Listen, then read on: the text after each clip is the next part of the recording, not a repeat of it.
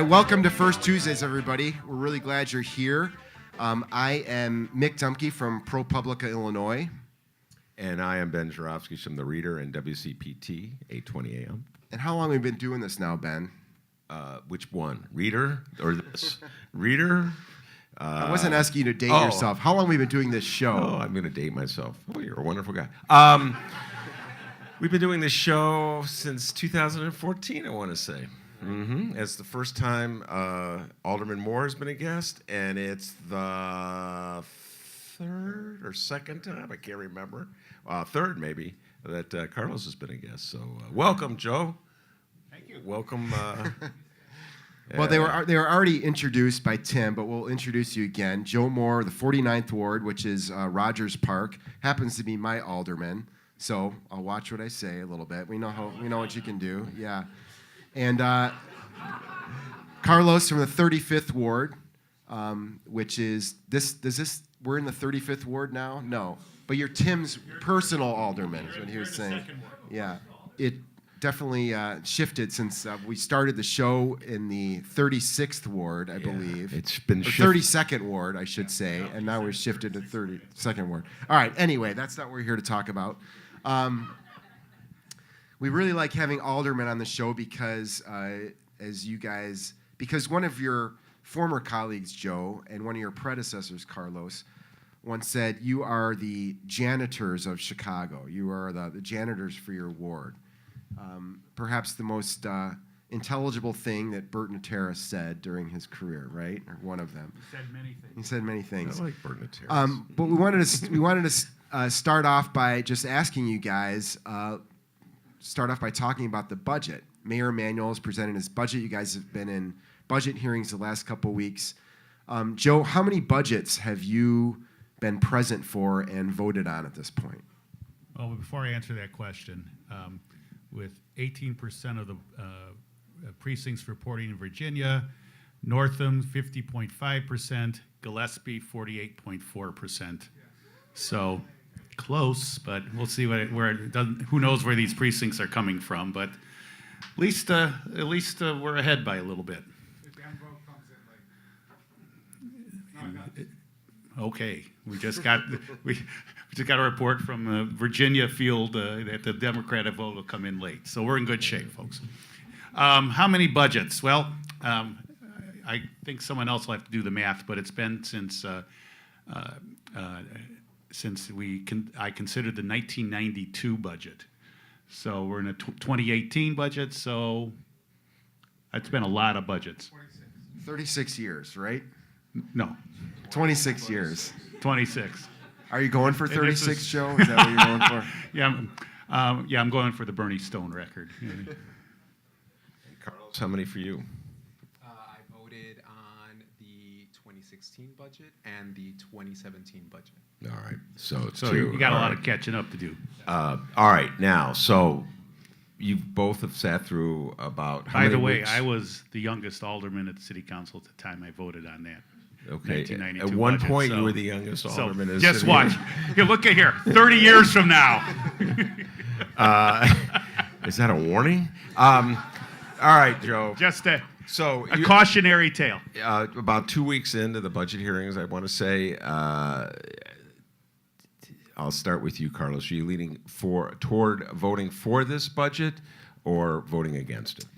When I took office, I joined with the now 11-member Progressive Caucus to put forward what the Chicago Sun-Times called a smorgasbord of progressive revenue ideas.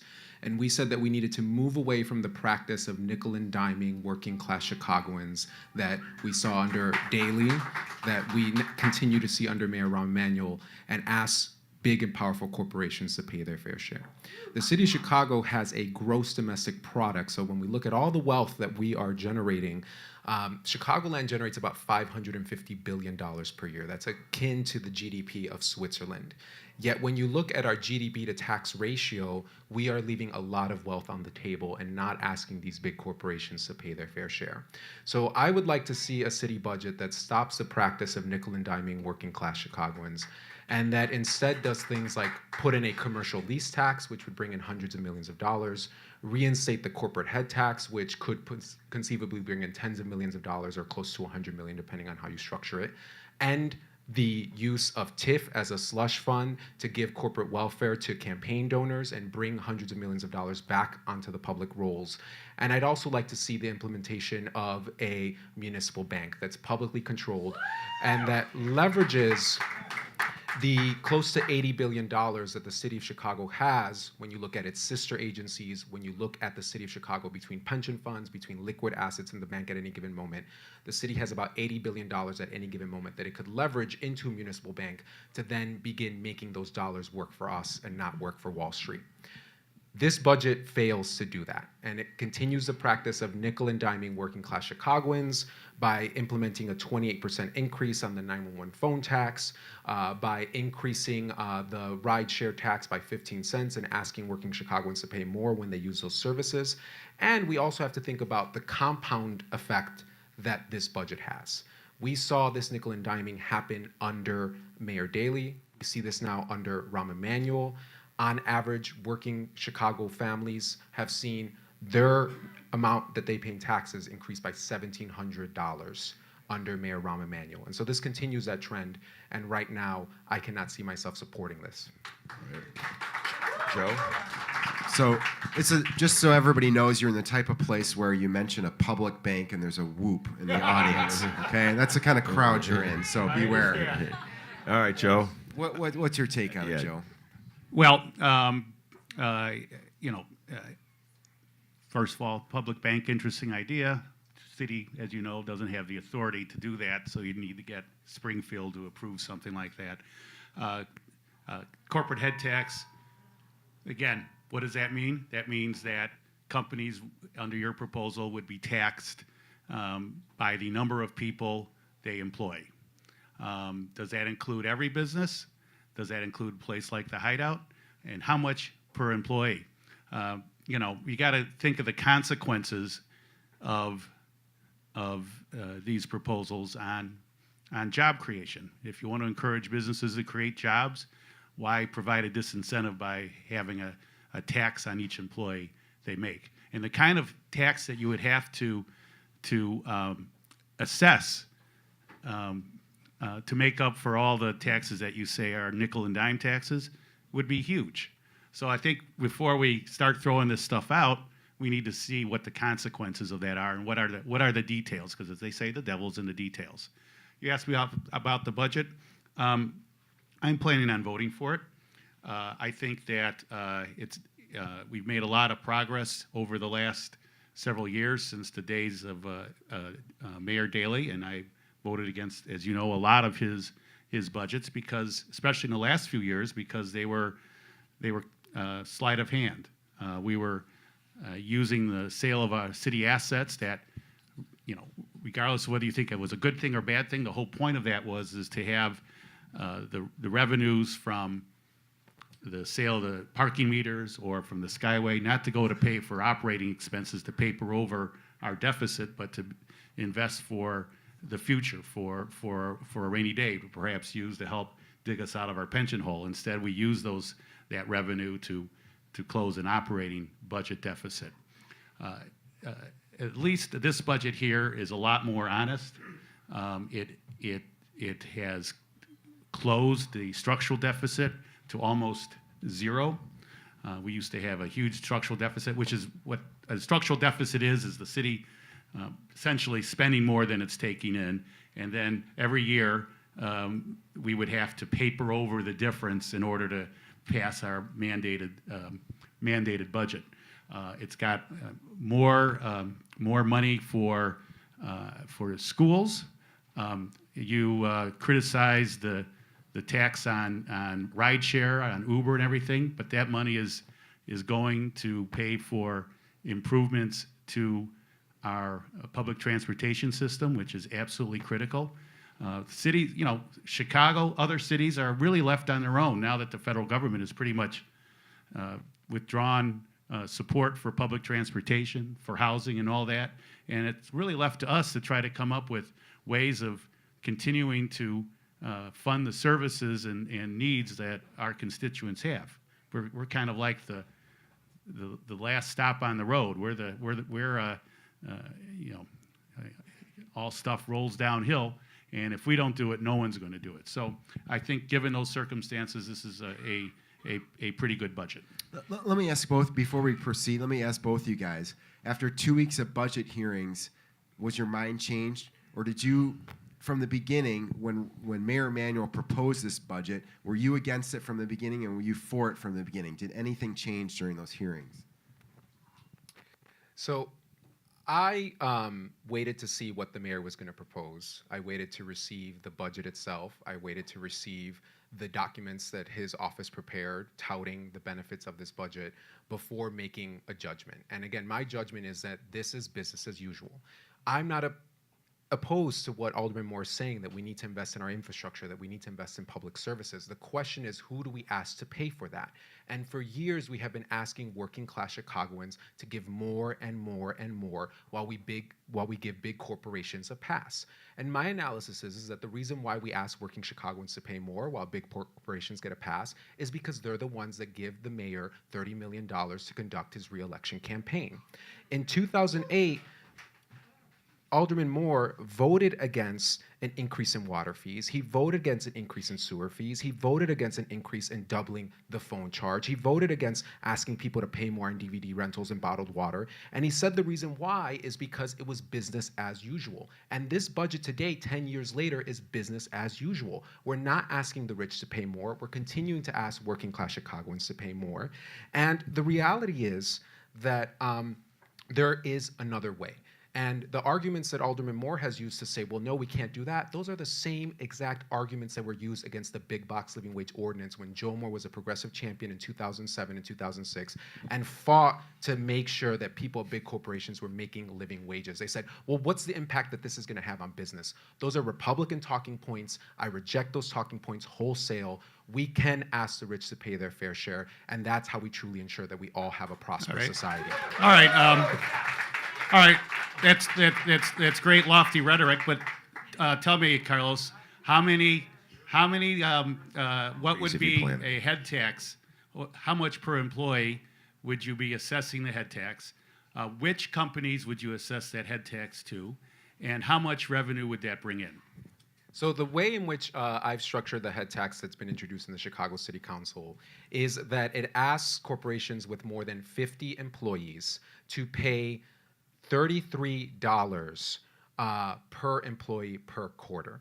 And what this comes out to is somewhere around $20,000. And again, I don't have the specifics in front of me, and it's been some while since I've looked at this, but what it would bring in is about $100 million. We've also amended it, and we've introduced a separate ordinance that would say that if you're hiring from neighborhoods that have high crime and high unemployment, you would not have to pay the tax on that specific employee. So if your employee's coming from the west side, if they're coming from Englewood, then guess what? You don't have to pay the tax on that employee. Ultimately, I'm willing to negotiate. I'm willing to sit down with the mayor and say, hey, how can we structure this in a way that you feel is more reasonable if you think that the amount that I'm asking, which is about $20,000 a year for companies with more than 50 employees, tell me what you think then is reasonable. But this is an opening proposal. Obviously, I want to figure out where we can end up at. But look, the corporate head tax was implemented by Mayor Harold Washington because he wanted a commercial lease tax. Manhattan has a commercial lease tax that brings in about $800 million a year for the city of New York. And what they ask is that those corporate tenants, right, those big law firms that are renting places in the island of Manhattan, if their lease is worth more than $400,000, they pay about a 2 to 4% tax, depending on some math that's done. If we were to structure something similar for downtown Chicago, we could see $200 to $300 million come in for us by asking those big corporate tenants that are moving into the city to pay their fair share. The reality is that Chicago right now is leading the nation in corporate relocations. And the question is how are we ensuring that that is working for all of us and not just a connected few? Okay, you said big corporations, and then you define that as companies with more than 50 employees. I guess that makes the Heartland Cafe in Rogers Park a big corporation. They have the average small business has less than 18 employees. They have more than 50 employees. So I did the math real quick. $33 per head per quarter times 4.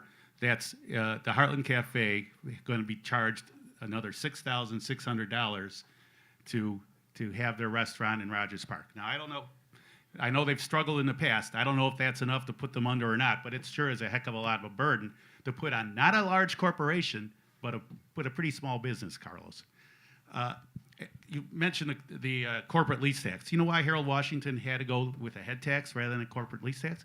Because courts ruled that the corporate lease tax was beyond the authority of the city of Chicago to leverage.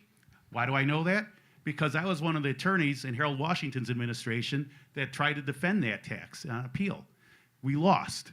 So if you want to do that, you got to go down to Springfield. Good luck in this current climate getting anything for Chicago and Springfield. So here's the thing. There's engaging in lofty rhetoric and saying things that on principle I agree with, and then there's what we have to do as responsible elected officials is deal with things as they are now. I would love to have, if you really want to be fair in terms of raising revenue, and I agree, the tools that the General Assembly gives cities of Chicago, or cities across the state, including Chicago, are regressive revenue raising. No question about it. Everything we have in our toolbox is regressive. I would like to have the ability of the city of Chicago to levy an income tax. There a progressive income tax. Then you could really, go after people who are most able to afford to pay. We don't have that authority either. So we got to deal, Carlos, with what the tools are in our toolbox right now today. So I have to say that the experts that I've spoken with, both legal and financial experts, disagree with you. They argue that the city of Chicago has the ability to implement a commercial lease tax. They also argue that the city of Chicago has the ability to pursue municipal tax. Now, you said that the Heartland Alliance, that the Heartland Cafe would be paying $6,000 more. The question is, I don't know if they would be able to absorb that cost. It seems plausible, but we know that working families in the city of Chicago, when middle-class wages have been stagnant for years, we know that they are absorbing $1,700 on average more under Mayor Rahm Emanuel's budget. The question is did you ask those working-class Chicagoans, are you making $1,700 more per year to be able to absorb these costs? We also have an additional $63 million increase in property taxes that's going to go into effect this year as a result of the property tax increase that was voted on last year. So working class Chicagoans continue to be nickel and dime. There are many other proposals that would ask big corporations to pay their fair share. This is not lofty rhetoric. Aren't the property tax increases primarily hitting those downtown property owners that you wanted to tax this other way? I mean, that's who is paying it's hitting a lot of other people too, of course. But the vast majority is coming from downtown. It's coming from those wealthy buildings downtown. So that's a at least statement of those who are fact. not represented by Alderman Burke or Mike Madigan to get their assessments lowered. But right. Yeah, I mean, that's a statement of fact. But nonetheless, it's still also hurting people that do not have the ability to pay more right now. And in my ward, what we've actually seen is that many people are actually losing their homes at this moment because they're unable to pay their property tax bills. And in the city of Chicago, when you can't pay your property tax bill, after a certain number of years, it goes up to auction. And you lose your property for the cost of what you owe in property taxes to the government. So this has a real negative impact, and the reality is that there are other alternatives that people are willing to research, willing to put into effect, and if there was the political will, if there was an administration that was willing to actually pursue these things, we could accomplish them. But the political will isn't there. So it's not that it's not possible, it's just that we're being told it's not possible because it would hit the corporate donors that fund Mayor Rahm Emanuel's campaign. Joe, I think most of his donors are actually, they're not from corporate America, they're from hedge funds in the financial industry. Maybe that qualifies, but just for the record, these aren't people who are manufacturing widgets anymore. They are people who are specialists in making money off of making money, primarily. And people he knew from Hollywood and things like that. Yeah, he's raised a lot. Let's just stipulate that Rahm Emanuel raises a lot of money from wealthy people. Most of them aren't from Chicago. Yeah, but Joe, by just routinely dismissing the ideas that Carlos and the Progressives I'm not have, dismissing. I think there's some good ideas there, Ben, but we don't have the legal authority as city government to do it at this point in time. Calm down. We don't. You're going to have to work on your patience and let me finish my sentence. All right, I've known Joe for a long time. Okay, when I first met him, he was a lot more polite than he is now. But he was just a little I've lawyer. learned these days, get into. Anyway, go All on, right. Ben. I'm so sorry. I want you to sit there for 1 minute and not say anything. And then when I go like this, you're allowed to talk, all right? All right, now, you dismissed outright the suggestions that Carlos made, which are suggestions that have also been made by other members of the Progressive Caucus, including Scott Waguespack and John Arena. You dismissed them out of hand. We will never get anywhere if we just dismiss all these ideas out of hand because they're impractical, or they're tough to do, or you fear that there's opposition, or the mayor has told you that there's opposition. You're allowed to shake or nod your head. You just can't say anything. You're doing really well, okay? Can I just say that? Can I do that too? No. Wait, you just broke the 1 minute thing. So, Joe, we're never going to get anywhere if you just dismiss it. Guy comes up with a good idea. You say, well, it's going to hurt the Heartland. All right? We don't even know if the Heartland has 50 people in it. It doesn't. There we go. Okay, it's your word against that guy's. I don't know who I believe. I'll bet you I'm going with that guy right now. So why just dismiss? You're the chairman of the House Committee. Ram likes you. You're in tight with him. You could go to the mayor right now. They go, Mayor, everything you said about Carlos, it's not really true. I was at the hideout. He's had all these great ideas. Why don't you do that? Okay, you can talk now. Thank you, Ben. Perhaps I didn't articulate myself well enough, or perhaps you didn't hear me. But I raised the issue of the corporate head tax and kind of asked Carlos for some details beyond the lofty rhetoric, and found out that you could be a business as small as hiring 50 employees and be subject to a tax that would cost you, if you had 50 employees exactly, it could cost your company an extra $6,600 a year. Not a small bite. And then the whole issue about if we're trying to create jobs, because one of the things, one of the ways we don't have to rely on so many nickel and dime taxes is to grow our local economy. So there are more jobs, more people paying taxes, companies earning greater profits that you can tax as well, and that's probably a much better way of raising the revenue we need in a much more preferable way than nickel and dime taxes. The other thing he raised, I didn't say it was necessarily a bad idea. That's the commercial lease tax. I just said that Harold Washington tried it in the 1980s. I worked as one of his attorneys, as you know, in the Corporation Counsel's office in the 1980s. I, on appeal, was one of the attorneys who tried to defend that tax. It was ruled unconstitutional. It was ruled that the city did not have the authority to do that. So the only way we have the authority to do that is if the General Assembly, in their infinite wisdom, gives us that authority. Same thing with, as I indicated, my favorite idea, which is I think probably the most fair of all because it's not a job killer kind of tax, and that is a city income tax, a graduated city income tax where the city can then assess people a higher tax if they have more wealth to tax. I think that's fair. I would love to have a state graduated income tax, but the city can't do that without the Illinois General Assembly. So I was poo-pooing the head tax idea, but wasn't poo-pooing necessarily the commercial tax. I was just saying we don't have the authority to do that. Has anybody actually studied the head tax? Because from the time the Mayor Washington administration had that put into effect, City Council presumably approved it, and it was in place for a couple decades. People bitched about it. But was there any evidence at all that slowed economic growth here at all? And on the other side, is there any evidence that since Ram and the city, with the city council's approval, got rid of the head tax that has actually helped, or is this just rhetoric again? Is this just rhetoric flying back and forth? Do we have any evidence? Does evidence and fact-based policies, does that come into play in a political town like Chicago? Yeah, and I was trying to go in the Wayback Machine and try to remember exactly what the per head tax was. I'm pretty sure it was far less than $33 a quarter. It was dollar, wasn't it? So $12 a year versus 33 times 3. That was 30 years ago too. Yeah. But still, yeah. But still, I think even if in addition to getting the election results, I do have an inflation calculator app on my phone. We could figure it out. But regardless, it's smaller, and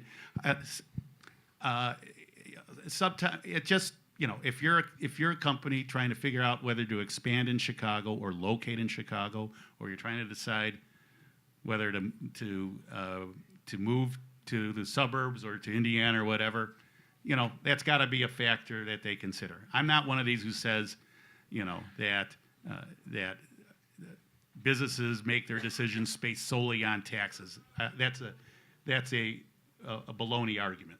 Now, there are a lot of factors that companies decide when they're locating in a particular city, but it's certainly not something that is helpful, particularly at the level that Carlos is suggesting. And then if he's talking about exempting large parts of the city, then that tax is, you're either going to have to raise it in the rest of the companies in the other parts of the city, or it's not going to bring in as much revenue as he suggests. Well, one, we know that the corporations that are locating downtown are not hiring in Englewood and they're not hiring in the West Side.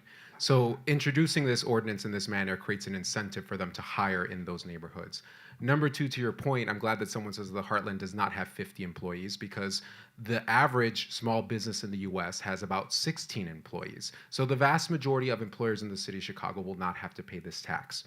But I want to make one thing clear, and that is that in 2010, you told the New Yorker that in many respects, the Chicago City Council is akin to a feudal state. And that's something that other individuals have told me as well. What they've told me is that the mayor's like the king, right? And you as an alderman should seek to ingratiate yourself with him if you want to benefit from what the king can give you, right? And I could play that game, right? I could be a perfect courtier, right? And I could say, oh, my son, King Mayor Rahm Emanuel, give me the talking points so I can go on TV and defend you. I could go and say, please tell me what I need to say from the council floor to defend your budget that continues to nickel and dime and continues the same practices that we saw in 2008. But that is business as usual. And that is what has gotten us to the point here today where we have people that are living in dire poverty in the west and the south side of Chicago, where we have people in my ward that are losing their homes, where we have people that have children in schools without counselors and without librarians and without air conditioning. So we have to find a different way. And therefore, then my political project, and I would hope that the political project of people that are going to run for alderman in 2019 is not to enter this feudal state to become a perfect courtier and have a committee under their name so they can hire additional staff and preside over the ordinances that the mayor wants to pass. I would hope that they're running to say, let's find that better way. Let's find a way that we can ask the rich to pay their fair share. And look, we're going to have to fight things in court, and we're going to have to take on the big corporations and their lawyers, but we're willing to take on that fight. So that's the bold vision of a Chicago that works for the many, not the few, that I'm advocating for. And you didn't answer the question earlier, Joe, which is why don't you just go to the mayor and say, hey, these are some good ideas. I'm going to tell you why. It's because in 2008, you were part of that political project because you were fighting the good fight for the people of Chicago. And at some point in time, you got tired of doing that. And I worked for you in 2007, Joe. I was a paid canvasser from SEIU out there knocking doors because I believed in what you were doing, fighting for the little people. But at some point, you got tired of doing that, Joe, and you decided that instead you were going to be that perfect courtier. And guess what? It's worked out very well for you, but it's continuing to hurt the rest of us. Joe, would you by chance like to respond? I thought I could. Did you move into the 49th ward? Are you going to run for alderman, Carlos? Well, first of all, the comment I made was you kind of cast it as something I was saying as a favorable thing, a good thing, but if I was stating it as sort of the reality of 2010.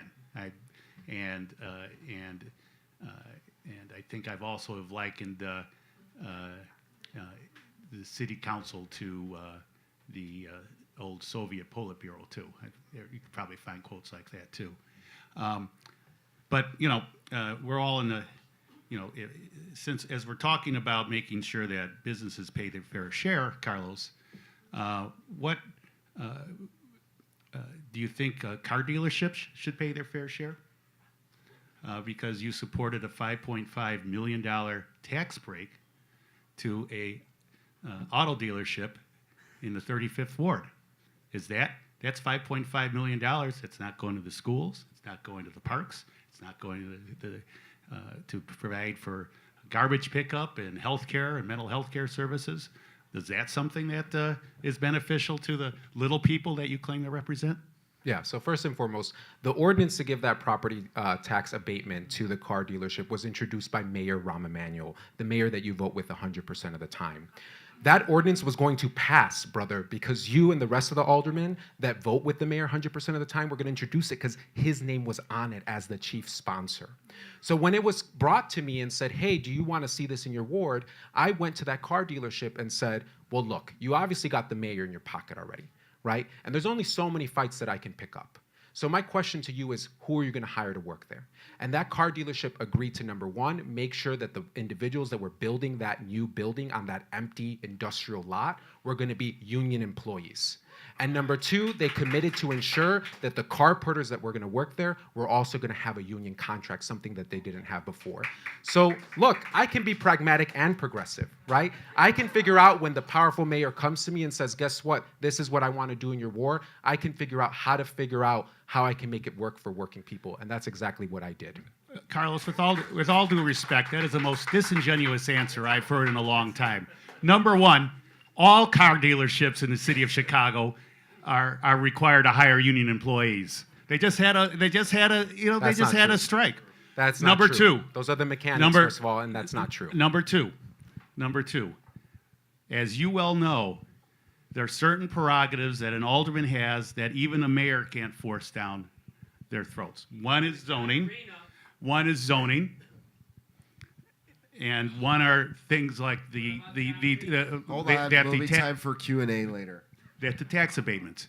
If you, as the alderman, stood up and said, I don't want this in my ward, we would have honored it as under aldermanic prerogative. So you can't say, I don't do the mayor's bidding, except doing the mayor's bidding when it benefits a business in my ward. And by the way, I know you said you asked them to hire union workers, and there's a dispute over whether they had to do it or not. But there's no dispute that you accepted a campaign contribution from them. There's no dispute that you accept contributions from them for your back to school giveaways that you do. So come on, Carlos, let's get real. So number one, the reality is that they did not have to be union. Number two, the question here is, how many fights can I pick with the mayor of the city of Chicago, right? I'm fighting for a big, bold vision. And when I ran for alderman, I was very clear. I am willing to support companies and giving them benefits from the city as long as they are willing to benefit workers by giving them a union contract. If you go to my SEIU questionnaire that I filled out with them, I made that very clear. I said I would be willing to support giving benefits to companies if they're going to benefit the working people by giving them a union contract. So that is consistent with what I said before I was elected. But on top of that, I want to say that, yes, they got a $5.5 million tax abatement over, I believe, 10 years, but because they took an empty industrial lot and activated it, they're actually going to generate more property taxes than what would have been generated if that lot had sat empty. So if you want to look at the big holistic picture, the reality is that, yes, I could have fought the mayor on this, but more than likely, it probably still would have passed. And on top of that, at the same time, I'm fighting the mayor on a lot of other things. I'm not voting with him 100% of the time and asking him to send me talking points when he's being attacked on MSNBC. Your argument it sounds a lot like corporate welfare to me. You know, it's the argument that companies give all the time when they ask for tax breaks, that we're going to create jobs. You know, it might be a legitimate argument, but coming from you, it rings rather hollow. Okay, hold on. But I will also say this, in terms of, number one, they donated money to me much after the measure passed in the Chicago City Council, number one. Number two, I ask every single business in my ward to give me money. I send a letter to every single registered business in my ward and say, hey, will you make a donation? And then they'd make a determination whether or not they want to make a donation or not. Well, this allows us a nice transition to another thing we wanted to ask you guys about, Amazon. Okay? There's more than $2 billion in 2.25 billion, something, and whatever counting. the number is, more than $2 billion that has been put on the table to try to lure Amazon here. And Carlos, I've heard you express misgivings about this, to say the least, but isn't the same argument that you just made the one that is being made by proponents of this plan, this incentive plan, that they're going to come here, they're going to create all these jobs, the economic benefits are going to flow down, and it's going to help the whole city. It'll ultimately lift the whole city, raise its tax base, and so forth. So where do we draw the line? If a car dealership is okay, what about Amazon? You know and this isn't just for you. This is for both of you guys. Where is the line drawn? We know darn well. Ben and I were talking about this before the show. Both of the daily newspapers, Cranes, everybody's already on board. The whole sort of civic leadership of the city is already do whatever it takes to get Amazon, whatever it takes. So there's going to be a rush to get this deal done if Amazon chooses Chicago, one of its sites, which, by the way, I believe this area right here is one of those that was pitched. So where do we draw the line? Is Amazon a good deal? Why is that different from the car dealership or incentives that could come to the 49th Ward, Joe? What are the rules? Where's the line drawn? I would say that there's a major difference between a family-owned car dealership and a $500 billion corporation that brings in $136 billion per year and is overseen by the richest man in the world. There's a vast difference. And the reality is that Amazon, number one, does not need the $2.25 billion that the mayor has offered them to locate. They could choose to locate anywhere in the world, and they could choose to make a lot of money there and make a major investment to help the people of that community.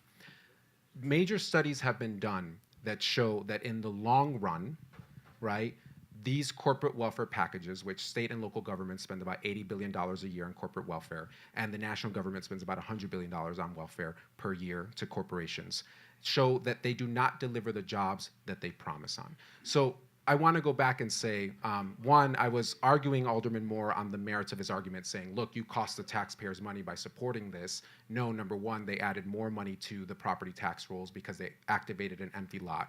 But ultimately, I want to make it clear that the political calculation that I made there was a very specific one, where I'm a freshman alderman coming into this system, and there's an ordinance introduced in my ward by Mayor Rahm Emanuel. Mayor Rahm Emanuel did not speak to me about this ordinance. He did not come and talk to me about this. It was in committee when it was brought to my attention. And at that moment there, I had to make a calculation about how can I make this work for the people in my community? How can I make this work for working Chicagoans? And that is why I said, if we can get union jobs, if we can get union contracts for the car porters and for the individuals building that car dealership, then I'm willing to stand down and not fight this. But that was a family-owned car dealership, right?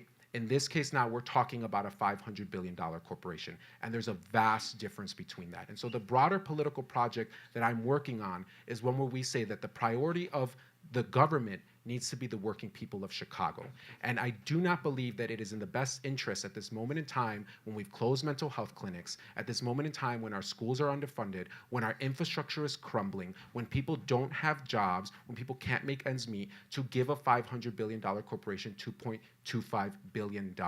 Our city and state are broke. We cannot afford it, and if we can bring that money together, it should actually go into long-term investments that are going to benefit all of us, because ultimately the data shows that in the long run, these types of corporate welfare packages do not pay off for the public. Okay, so where is the line? I still don't understand. Where is the line? Is it that they're making a lot of money, or that it's family owned? What if Ameritrade wanted to open something? It's the Ricketts family. That's family owned too. If they wanted to open something in your ward, so where's the line drawn? Trump Enterprises is family owned too. Well, wait a minute. Hold it. You can't see the line between a $500 billion corporation and a garage? No, I'm just asking where. I'm asking where it is. Where is the line? That's what I'm asking. So what I'm saying is that I want to fundamentally move away from this place where we're constantly being asked to engage in this race to the bottom. That is what I'm advocating for. We all want that, Carlos, shift. but I'm asking, where's the line? Right. So what I'm do you saying do? Where is the line? that the line should be that we end corporate welfare altogether. But Okay. you have to understand so that the next time a car dealership wants to open, are you going to say no? If they're coming to me and not Mayor Rahm Emanuel, those are different variables. And that's the question here, is that there are numerous examples where the mayor of the city of Chicago, using the rubber stamp city council, overrules the local alderman. Why would they come to you if they know you're going to say no? Why would they? I mean, I'm just saying, I don't disagree with you. It was personally, I'm just introduced into asking committee what the by difference Mayor is. Rahm Emanuel. There's a strange reverse profile and courage here. You were not going to be courageous enough to stand up against the mayor for a car dealership, but you have all the courage in the world to speak out against Amazon. It makes no sense, particularly, ladies and gentlemen, when as the local alderman, he actually had the power to end that deal. Joe, that's not true. You know that's yeah, not it is true. true. Okay, No, let's you know remember that's true. Nicholas It is. Passato. Wait, let me just Nicholas Passato whether you stood could- up when whether he was you a could- freshman alderman. There are myriad examples. It happened to my predecessor, Ray Colon, where he stood up and fought daily, and even though there's aldermanic prerogative, it was pushed through despite his The objections. biggest example is the Children's Museum in Grant Park with Brendan Riley, 42nd Ward Alderman, wasn't even a rookie alderman, and the city mayor Daley said, "I want it," and Brendan Riley, the local alderman with the aldermanic prerogative, said, "I don't want it." Then they had a vote. Okay, Then they okay, vote. So okay, all but- the aldermen. Wait, man. Oh, Not I'm finished sorry. yet. I'm We so do- sorry. Remember the 1 minute rule, all right? So they had the vote, Joseph, and you were there. You were voting on that one. And Mick and I actually did a prediction. That's when we were both at the arena. We're like, come on, man. Who's going to vote for aldermanic prerogative? Because my whole life since I moved to this town, I've been hearing the alderman is the king. Or And those of queen you, of those zoning. of you who didn't grow up bleeding Chicago politics, this was a fundamental rule of the way things worked around here. Is that the mayor And basically that's why it ran the was a big city. deal, and that's why it was a Right, the departure mayor from ran the Well, it was city. the but first. It was the first aldermen time were an supposed alderman to had be. the guts to say no to a mayor, and the mayor said, "Okay, it's going to be a showdown vote, aldermanic prerogative." So all the aldermen had to either stand up with their brother Brendan Riley on this fundamental issue of aldermanic prerogative, or just break like the little wimps that they are, because the man said to break. And the final vote, as I recall, Mick, now my memory's not as good as yours. Did 16 aldermen stand up for alderman? Something like that. And- I heard a lot of speeches about I'm doing it for the children. Yeah, that the day. children. That I do man. remember. Isn't that funny? It's always for the children when they close schools and they shove a park down this alderman's throat. Oh, I'm sorry. All right, now I'm officially done, but I have one question for you. Which way did you vote in that one? I stood with my colleague Brendan Riley. Did you really? Yeah. Oh my God! Never ask a question if you don't know the answer. That's right. And I guess, all right, let's assume, as we say in the legal world, assume arguendo, that the mayor would have run roughshod over you, Carlos. How come you didn't do a Brendan Riley and say, I'm going to stand on principle and vote no against this? You didn't do that. Because I just explained, right? I'm trying to figure out how do I handle this situation. And I looked at myriad examples, and if it's going to end in failure, right? Then at that moment, then let me say, well, at least let me make sure that if the mayor's going to give this package to this car dealership, then my community gets union jobs, right? Isn't that the progressive pragmatism that you're constantly advocating for? To cut deals, to figure out how can I make this work for my community? So in this instance, then, there's myriad examples that I looked at both with my predecessor, Ray Colon, with Nicholas Passato, who was a freshman alderman that came in and said, I don't want a charter school in my ward, and they shoved it down his throat. With Brendan Riley, I said, look, there are many, many examples, the empirical evidence shows, where when the mayor wants something, and by the way, that same car dealership gave $50,000 in campaign contributions to the mayor prior to him moving on this property tax abatement for them, right? So in this instance then, right, I have to make a political calculation. And I looked at the empirical evidence and I said, the mayor's backing this. At this point, yeah, you voted for Brendan Riley back then under Daley, but now with your 100% voting record with the mayor, you probably would have voted with him now, even if I said no to this. And at that moment, then I said, well, how can I make this work? And I said, you know what? The mayor's going to get it anyway. He's going to get this property tax abatement to his campaign contributor. It's going to happen anyway. So let me at least get some union jobs. And that's exactly what I did. And I'm proud of that. And I stand by my decision. Carlos, have you, in the old days, if you didn't get on board, you were punished by the mayor and the machine. Have you been punished for basically saying no to the mayor since you came in? Has your ward suffered for you voting no. You voted no on the other budgets, right? Yeah. So And I do wanna have you been list- punished for it? I do want to list one more example. So the mayor introduced a ARO ordinance, so an affordable requirement ordinance that included 60% of my ward. And I opposed it, I spoke out against it, and it still passed. So look, there are many examples where aldermanic prerogative does not actually hold. When the mayor wants something, he knows that he has the votes. Now, in terms of punishing aldermen, I'll say this. I have been shocked and appalled, and honestly, I shouldn't have been shocked and appalled, by the racism and classism that I have seen come out of the Mayor Rahm Emanuel administration. When I first took office, people from different departments would come to me and they'd say, your ward is getting this shiny new thing. And I'd say, what? Why is my ward getting this shiny new thing? And they say, we think it's because your ward is changing. After some time in the city council, the mayor comes to me and says, hey, we're going to build a $15 million blue line station renovation in your ward. And I said, Mr. Mayor, why are you doing this? And he goes, because Avondale is hot, right? So one of my views in terms of the way the Chicago City Council functions is that if you are in an affluent area, the mayor and his administration are going to seek to spend money there, right? Because they want to spur gentrification. They want to make sure that those wealthy voters are taken care of. If you are in a working class poor district, mostly people of color district, you're going to be under more pressure to exchange your votes for the basic things. And actually, I heard one of my colleagues complaining later on after the mayor announced that he was going to do this $15 million renovation in my ward saying, I vote with you all the time. Why is he getting a $15 million renovation? Right? And it just so happened that this alderman was a black alderman from the South Side. So I will say that one of the things that I think Scott Wagaspack and myself have benefited from is that the mayor still wants to speak to those voters in my district, and he still wants to spur along economic development in those areas. And therefore then, even though I'm independent, even though I'm voting in terms of what's in the best interest of my community, he is still spending money and doing things in my district. That is racism, that's classism, and it's wrong. And ultimately, that is why I believe we need a whole shift in the culture of the city council and on the 5th floor of City Hall that instead says, how do we spend that money equitably? But I'm very much aware that I do benefit, and my district benefits from that racism and classism in the decisions that I'm making in City Hall. Joe, how has it worked up in the 49th Ward? How has it changed since you came in? Were you punished for speaking out against Mayor Daley? And when you became a Rahm advocate, when he came into office, now you're considered on the inside. You're a committee chairman. So how is, did that benefit, is that one of the part of the package for supporting the mayor? I'll have to give Daley credit, at least part of the things, and that was, I was, as you know, according to Dick Simpson, had the most anti-Daley voting record during the time I was there. But I don't think my ward suffered. And to give them credit, they bent over backwards to help me with the shopping center, the Gateway Shopping Center we got in, and the new library, and a new fire station, and all the other things that we were able to do over the years when I served with Mayor Daley.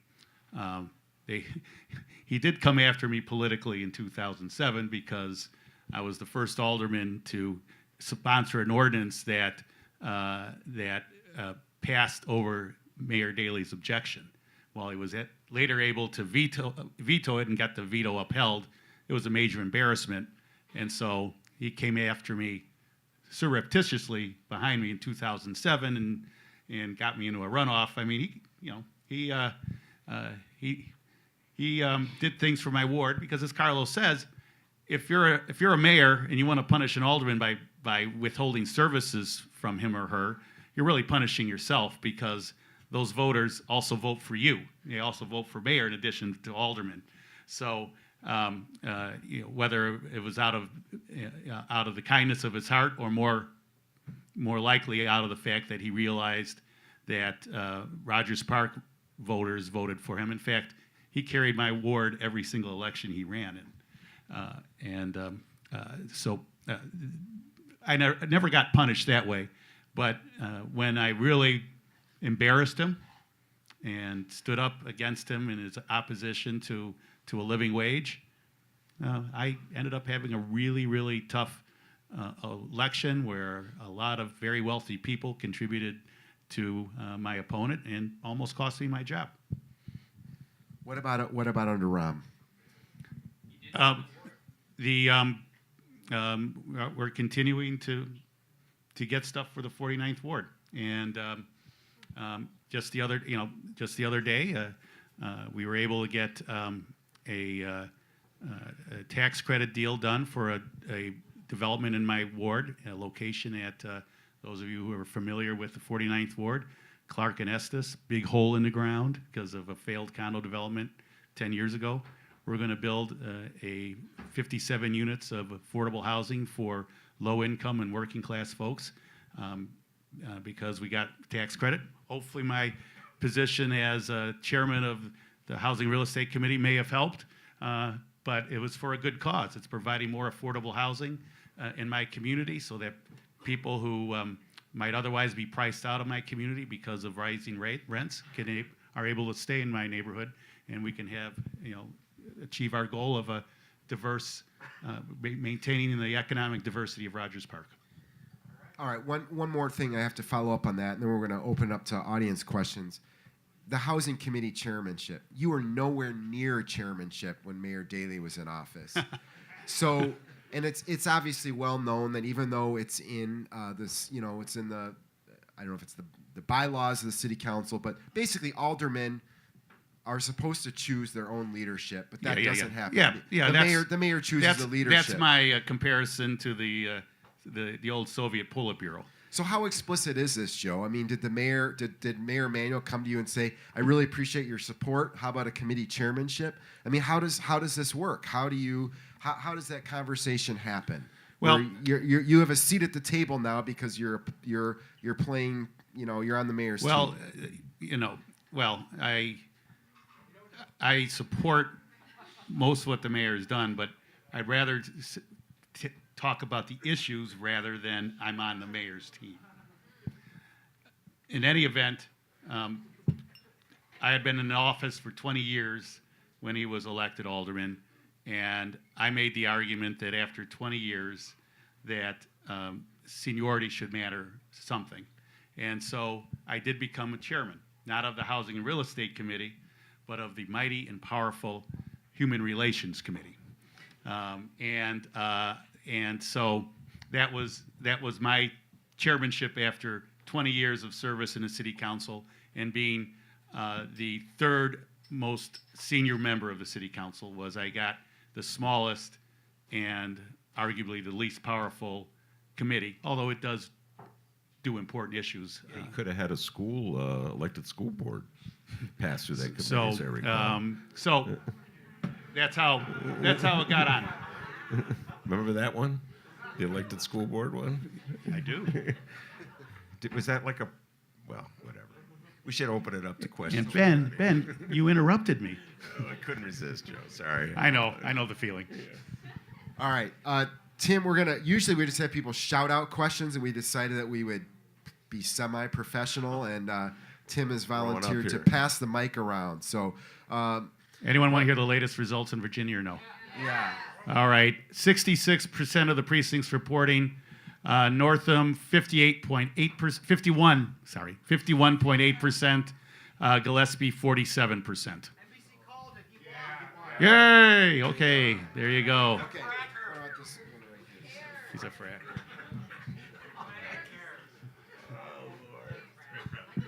I was actually going to give you the results of both Northam, the house flips, all the other stuff. The house flipped. Okay. Virginia State. Okay, all right. Wow, man. Somebody asked Ryan's the gone. Amazon question, but Alderman Rosa answered it very well. I didn't hear an answer from Alderman Moore. I was hoping he would elucidate some. Thanks.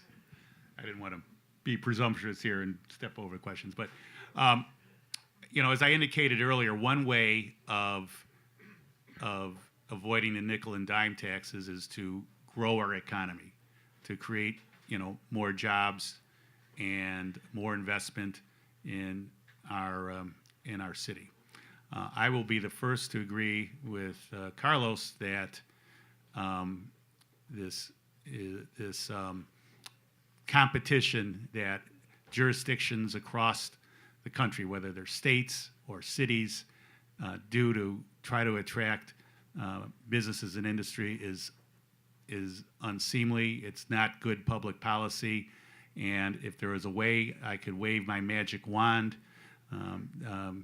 we would be done with it, and cities and states could compete on their location, the quality of their schools, and things like that. But we have to also operate in the real world. And I also have to agree with Carlos that in the past, jurisdictions, states and cities have given away tax dollars without having concrete commitments, just empty promises from companies, be they be Walmart or whatever the company is. And that's not a good thing either. But I'm also in the real world in that we have to realize that there are a lot of cities across the country that are offering a lot to try to attract Amazon. And to get 50,000 jobs, 50,000 good-paying jobs, would be a huge boon to our local economy. So how do we do that? Well, we are putting together a package, but instead of just writing a blank check and saying, come, and we'll just believe your promises, the pledge of dollars, part of that pledge is contingent on very real commitments. In other words, they don't get the money unless the jobs that are promised are actually created. Or they get the money, but then that money is clawed back if the jobs aren't produced. And they have to provide proof that they are creating the jobs that they promised. Other money is invested in public infrastructure. That would be a benefit to Amazon, but it is also a benefit to the people and the citizens of the city of Chicago that will also use that infrastructure. So that is arguably a benefit that is shared both by the corporation and the public. So that is why, given the reality of the situation, given how important that getting Amazon would be to growing our economy, creating jobs, and having less reliance on us having to nickel and dime our taxpayers come up with the revenue we need to provide the services they need, this is something I support. And the bottom line is the 1.2 is the money that the billions of dollars we're committing, will that pay for itself and then some? Then that's something I would support. Yeah, so almost every single corporate welfare package always includes deliverables that the corporation has to deliver on. The studies show that when you look 5, 10, 15 years out, the jobs that they promised were not created. The benefits that they promised did not take place. And this is because there is no accountability, because it's literally just a blank check that's going from the public coffers to private hands. That's number one. So I have to believe the empirical evidence. I have to believe the studies. I do not think that even though we're going to say, look, we have all these commitments with Amazon, that it's going to pan out in our long-term interests, and we're going to see that money come back. Number two, 50,000 jobs, let's say they create those 50,000 jobs. They're not going to go to working class Chicagoans. They're not going to go to the people that need it the most. And actually what's going to happen is the same thing that happened in Seattle, where you're going to see the displacement of working Chicagoans, people that you and I were elected to represent, so that gentry, so that people that have more means can come in and jack up the amount of rent and jack up the amount that houses sell for. And we're going to see a total destruction of the city that we all love, a diverse city that is made up of people from all different backgrounds. And lastly, 50,000 jobs in one corporate employer with a horrible and disgusting employment record, where pregnant women have been pressured to terminate their pregnancies. What is that going to do to the culture in the city of Chicago when smaller tech companies that are locating here look to Amazon and say, look at the culture at Amazon in terms of employment and look what they're getting away with. We can get away with it too. So it's not just in the economics that it's not going to pan out and be in our self-interest. It's also in the impact it's going to have on Black and brown and poor Chicago. It's also on the impact that it's going to have on all workers in the city of Chicago that we should oppose this package. And the last thing that I want to add to this as well is that corporations are moving to the city of Chicago because we are in a great location when it comes to the long-term crises that are going to develop as a result of climate change. And the actuarial scientists that actually look at where should corporations locate, where's their investment going to be the safest, actually say that the city of Chicago is in a very good place to survive the calamities that we are going to see as a result of climate change. So there's another reason why corporations are looking here. They are actually thinking about 50, 100 years out, and they're saying, if we're going to make a major investment, where are we going to be best protected from climate change? Chicago is one of those places. Let's be serious and look at the reality and leverage that as a strength that we have.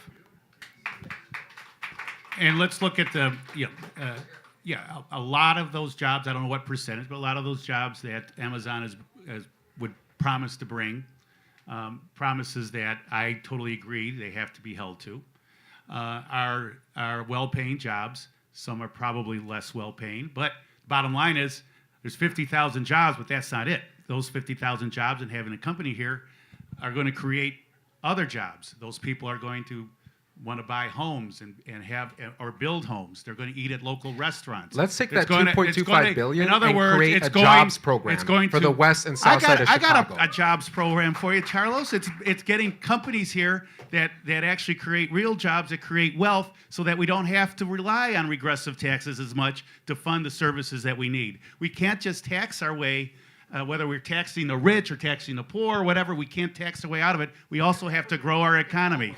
But if you're going to give $2.25 billion to the world's richest company, someone's going to have to pay for that. So it's just going to raise our taxes to get them to come here.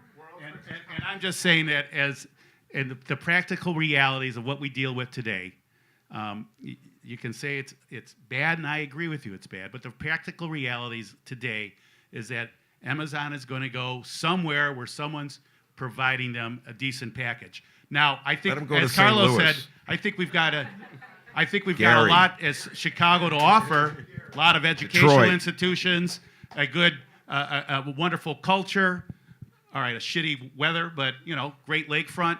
But we have a lot to offer. But Wait, we how about need to this, have the Joe? additional incentives in Hold order to on. beat out the other people. How about this? If they go Everybody to St. behave. Louis, Hey, we only got a few minutes left. Everybody try to behave, okay? That's all asking. All right, let's go to the next question, right here in front. Hi. My question is, you ask about that line, but to me, it's clearly, it shouldn't be like the corporations and the politicians handing down favors. It's got to be listening to the people, responding. There's a lot of questions here. But the specific one that I follow, there's that elected school board, but CPAC, the Community Police Accountability Council. Rahm Emanuel is corrupt, and he's controlling that like a corrupt dictator, totalitarian.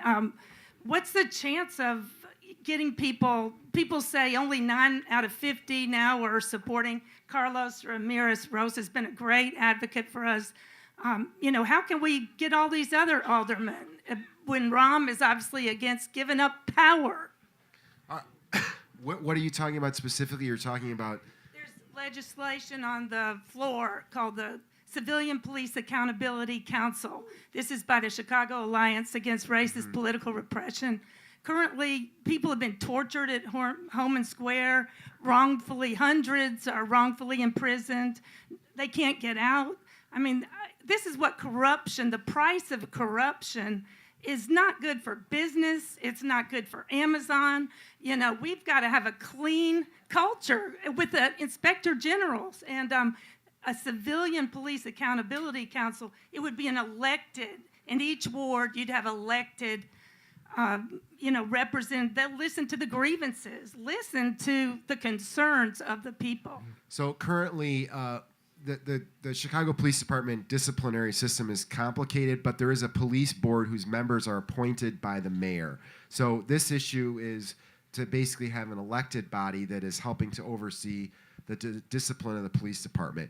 What's your take on this? And generally, where are we with police reform? It was just a few months ago that the Department of Justice issued this scathing report about the state of policing here. Where are we with all that? Well, in addition to the police board, there is a new organization that's been formed reformed. It used to be called IPRA. It's now called COPA. They investigate serious allegations of misconduct involving unlawful use of force, Fourth Amendment violations, and the like. The issue of how that ultimately is going to be, who's ultimately going to control it, is being worked out on. There's a task force of different community organizations and civil rights groups that are working on providing a series of recommendations for civilian oversight or control over COPA, the organization that investigates the serious allegations of misconduct. They are still working on the proposal that they would present to the mayor and the city council. The CPAC thing, I think there are a lot of good proposal, has a lot of good things to it, but as it's drawn right now, it wouldn't survive constitutional muster because the people who are the proposal says should be elected or would be elected from different police districts. Police districts, well, Supreme Court has ruled that people that elected officials who represent districts, those districts have to be equal in population so that no one section of the city, state, or country has disproportionate influence. So that's why we do these remaps every year. Police districts are not drawn proportionally. Some police districts are very large, others are small, and so to elect people from the police districts that aren't equal in population would be a violation of the one person, one vote rule.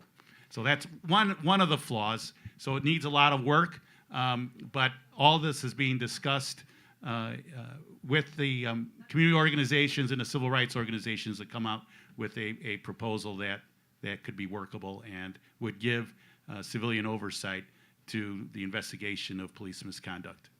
So over 50,000 Chicagoans have signed a petition to call for community control of the police, to make sure that we have a democratically elected body that is over the police and making sure that they are the ones that are negotiating the police union contract, that they are the ones disciplining the police, and that ultimately this institution that was created to serve and protect is accountable to the people that they're supposed to serve and protect. I'm proud to be the chief sponsor of CPAC because it comes directly from those that were directly impacted by police violence. And we are all impacted by police violence and by racist policing in many different ways. And one of the ways that we are also impacted is in the $600 million that the city of Chicago has paid out in the last 10 years in police misconduct settlements. It is costing us in many different ways.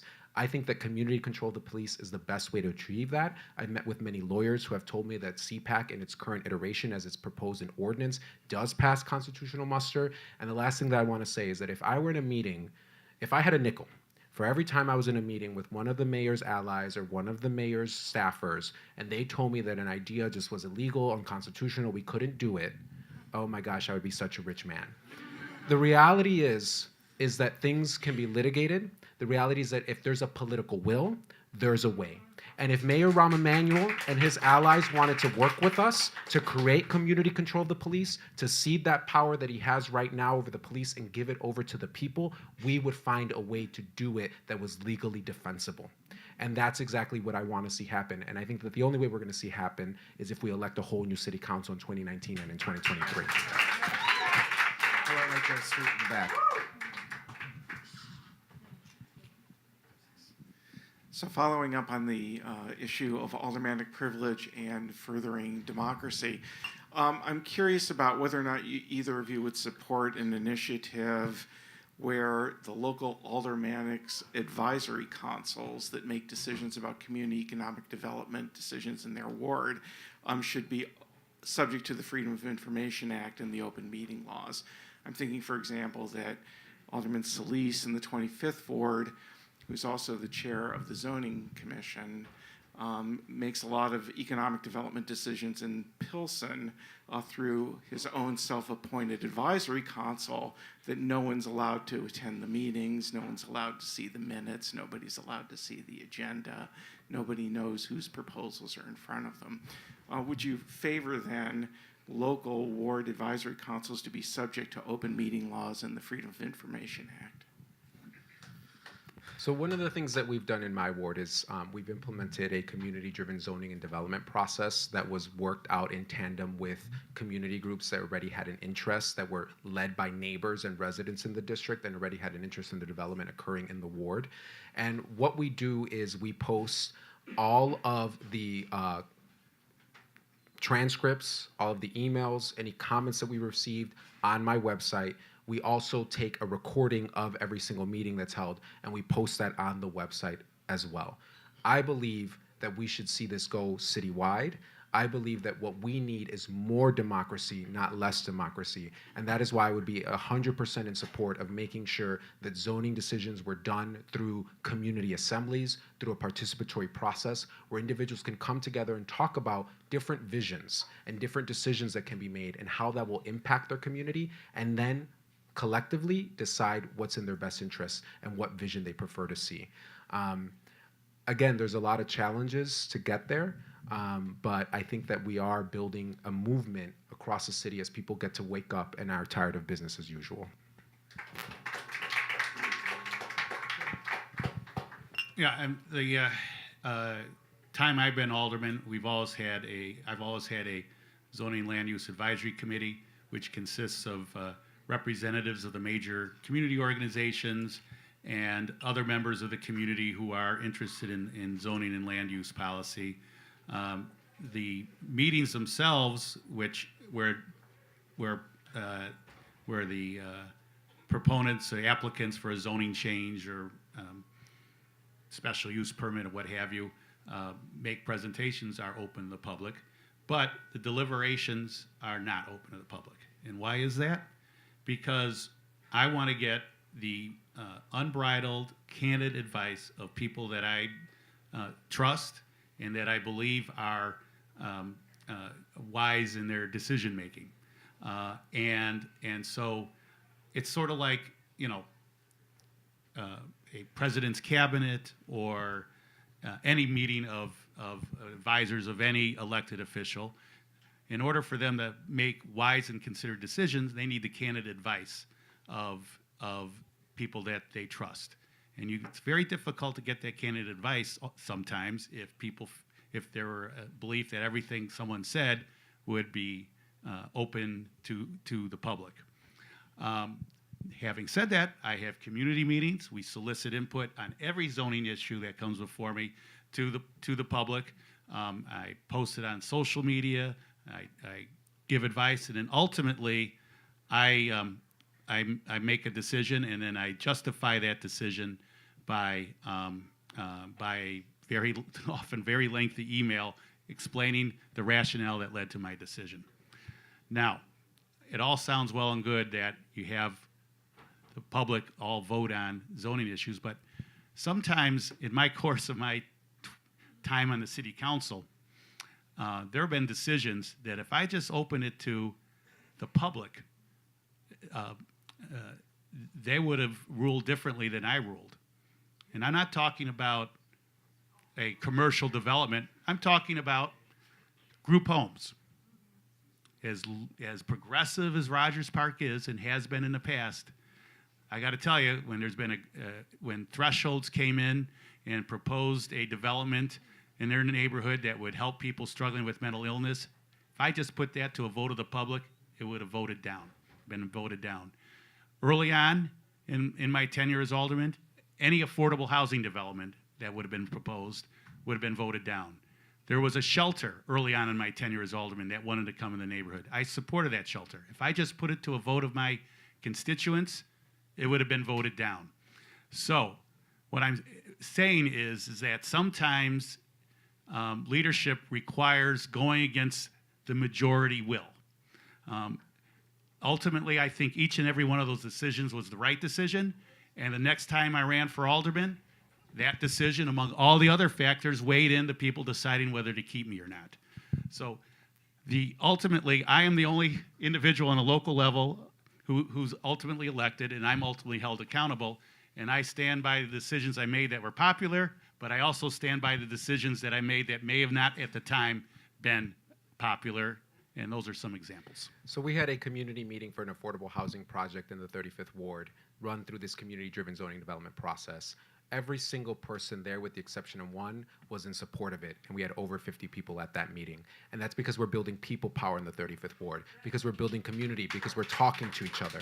And so I think that a progressive elected official needs to see their work as organizing people, as moving people, as creating a paradigm shift. And I think that it is possible to have community meetings where you bring people together and ultimately they make a choice that's in the best interest of everyone, including supporting affordable housing projects. Well, in neighborhoods like Logan Square, Wicker Park, Rogers Park, the debate over time, fortunately, has changed with respect to affordable housing, and more people now recognize it. So a vote today on affordable housing development might have a different result. 25 years ago in Rogers Park, not so much. Right there. Yeah. I can just say it. So I work for a social service agency, and every day I look at literally the thousands of names. Okay. So I work for a social service agency, and every day I literally look at the thousands of names of people in this city that we are failing, and they are homeless. They have nowhere to live. And so I'm curious, like, with your different processes of doing development, like, one, like, is it a priority for you to end homelessness in the city of Chicago? And, like, two, like, with your aldermanic prerogative, like, are you willing to, like, do what it takes to actually get more housing for our most vulnerable residents? That's an easy one.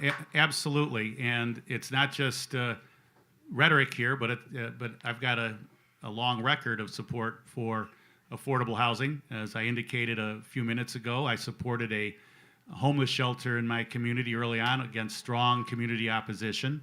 I supported a development that provided housing for those people after they left the shelter, right in my neighborhood, the Jonquil Hotel. And I have supported housing for very low-income people throughout my time and continue to do so, because you're right, it's absolutely appalling that the wealthiest nation on earth has a kind of homeless problem that this city and cities across this nation have. Well, what next? Like, what next? So I would say that one of the things that we need to assess is how the mayor has used CHA funds. Now, we have hundreds of millions of dollars that CHA could use right now to build affordable housing. Most of that money is going to private developers, right, who are normally under 30-year covenants to keep that housing affordable. I think that rather what we need is truly public housing, scattered sites, so that we're integrating neighborhoods, so that we're creating different opportunities. And then we also need to find a way to provide housing for those that have almost no income, because the vast majority of affordable housing that is being built right now is workforce housing, right, for those people that are making $30,000, $40,000 a year. It's going to take a total paradigm shift, right? And it's going to take, again, electing a whole new city council and changing the culture and the priorities on the fifth floor. Well, I know a little bit in my capacity now as chair of the Housing and Real Estate Committee about what the CHA is doing. Guess what? Federal government is pulling back its support of funding for public housing. I don't know if you read that. A guy named Trump got elected recently. The CHA, aware of that, is entering into partnerships with the development community, private development community, to help stretch those dollars so that we could spend, so that there will be more money available to provide housing for CHA residents. And we have a development just like that right here. It's a path-breaking development in Rogers Park that provides a mix of market rate and CHA housing for residents. 111 units. Of that 111 units, 66 units are set aside for CHA residents, and it's permanent housing, not 30 years. It is permanent for forever housing. And they also brought in a Target retailer that will provide retail jobs and amenities for people in the neighborhood. And by virtue of partnering with the private developer, that has allowed the CHA to stretch its dollars so that it could use those dollars to maintain existing housing and to create more affordable housing. But simply to say we should just build pure public housing with no help from the private development community means we're going to be spending less on public housing unless we have a sea change, not in the city council. You can flip all 49 of the city council members other than you. I assume you mean you want to stick around. But it's not going to change anything going on in Washington.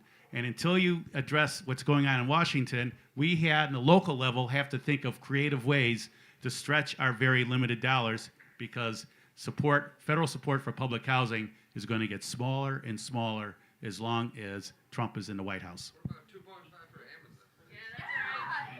All right.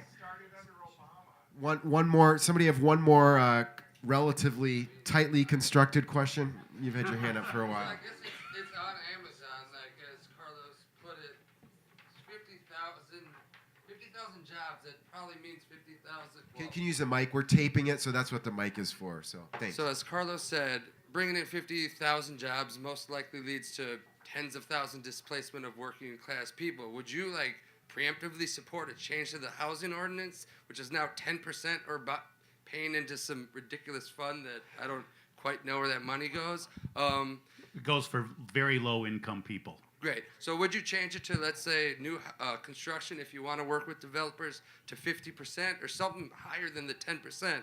Because it's 50,000 jobs. Obviously, we're going to turn into San Francisco where you have to be a millionaire.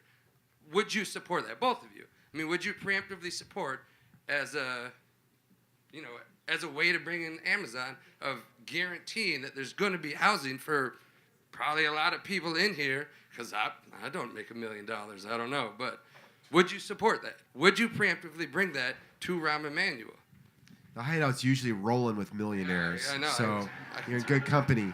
But what he's referring to, of course, is the affordable housing ordinance at the city level. The If the city Affordable needs- Requirements Ordinance, Right. the acronym ARO. Yeah, as a matter of fact, one of the reasons that I support the Affordable Requirements Ordinance, and in fact support increasing the set-aside requirement that private developers must put into it, is because to avoid the kind of experiences that cities like San Francisco and Seattle have experienced, where they are pricing everybody out of the market except very, very wealthy people. And so to have as much of those requirements in place before an Amazon or some other set of companies comes in and helps to expand the economy. Yeah, we want those well-paying jobs, because those well-paying people will pay higher taxes and support the services we have, but we also want to make sure that this city continues to be home for people of all incomes. We don't want to make the same mistakes that Seattle and the Silicon Valley have made. That's why I'm glad to see that in two of the wards right now, and hopefully it'll expand to other wards, where they have increased the set-aside requirement for developers who want zoning changes or other city assistance. And I'm talking about Alderman Burnett's ward and Alderman Moreno's ward, where they're doing that experiment right now. So the answer is that the current affordable requirement ordinance that we have is horrible. It does not accomplish what we actually need to accomplish. And anyone that has worked in housing policy from a framework of ensuring that we have justice when it comes to housing would tell you that we need to improve this ordinance in many different ways. Number one, DPD, the Department of Planning and Development, only tracks if that unit is affordable after the developer has built it for 1 year. After that, unless the tenant is complaining, unless there's something going wrong, we don't actually know if that is still an affordable unit that was built under this ordinance. Number two, that's what the Department of Planning and Development told me. So that's exactly what David Reifman, our commissioner, told me when I sat down with him, is that they only track it for 1 year. But on top of that, at the same time, it needs to be higher, right? 10% needs to be increased. And we also need to figure out what exactly do we define as affordable, because when they initially brought the affordable requirement pilot ordinance for Milwaukee Corridor, it was going to be affordable $1,200 studio apartments, building so much affordable housing for the working class. Our mayor, he's so great. But this is the truth, right? And I don't want you to take this as a personal attack, because it's not. It's about a system. It's about a system that we are creating and perpetuating. Alderman Moore could bring forward an ordinance today to say we're going to improve the affordable requirement ordinance. I'm going to work with community groups. I'm going to work with those directly impacted, and I'm going to introduce this as the head of the Housing and Real Estate Committee to work to move this forward. He's not, because he takes his marching orders from Mayor Rahm Emanuel. And we know that Mayor Rahm Emanuel takes his marching orders from the 1%. This is the system that we're in. And I've sat in committee meetings where the chair comes in and says, what is this? What are we doing today? And he's handed a script from a mayoral staffer and reads through that script and then says, this is what we're moving forward today. This is what the mayor's introduced. And then almost everyone votes in favor of it. If you think that Chicago is on the right track right now, if you think that you're better off today than you were before, then absolutely you should continue to support that system. But if you think that we can have a different Chicago that works for the many and not the few, that we can tax the rich, that we can become creative and find ways to take that $550 billion a year that's generated in this city and grab some of that and redistribute it to those that are actually creating that wealth, right, and create jobs on the west side and the south side and fully fund our public schools and build affordable housing and build libraries and fix our roads so there's no longer potholes and no longer have to rely on giving people red light ticket cameras and asking them to pay more in the 911 phone tax in order to pay our bills as a city. If you think that that's possible, then we have a lot of work to do. And that means that we gotta get out the vote, we gotta elect a whole new city council, and I do believe that in 2019, because of people just like you that are fed up with the status quo, we are going to see a 20-member plus progressive caucus that's gonna give a good fight, that's gonna stand up for the working class and say enough with business as usual. I supported Joe Moore in 2007 because that's what he was doing. And at some point in time, he got tired of fighting that fight, and instead he said, I'm gonna cut a deal with the mayor, I'm gonna vote with him 100% of the time, and then I'm gonna email him and say, give me my talking points. I don't think that's how government should run. I think it should be of for and by the people. And again, this is not a personal attack. This is simply about the system that's in place. And I'm serious about creating that change, and I hope that all of you are too. Thank you. Would you like a chance to respond, Joe? I think we've had enough tonight. I think it's time to go informally. I will say that, though, I've never gotten a script from my committee. I can't speak to the other committee chairs, but I've never gotten a script from the mayor's office, so I don't know who you're talking about. All right. Well, I think this is a good time to end. We're out of time. We're past time. Thank you both to Carlos and Joe. They have a lot on their agenda, and they came out tonight, debated, discussed, took all of our questions. We really appreciate it, both of you guys. Thank you very much. And thanks to all you guys for coming. It's great to have a full house here, and fires Ben and I up. It's a lot more fun than when it's half empty. Yeah. We're going to take December off, but hopefully we'll see all you guys in January. And thanks to Tim again for letting us have it here. Thank you, Tim. Thanks to Chris for taping. Drive safely, guys. We'll see you soon.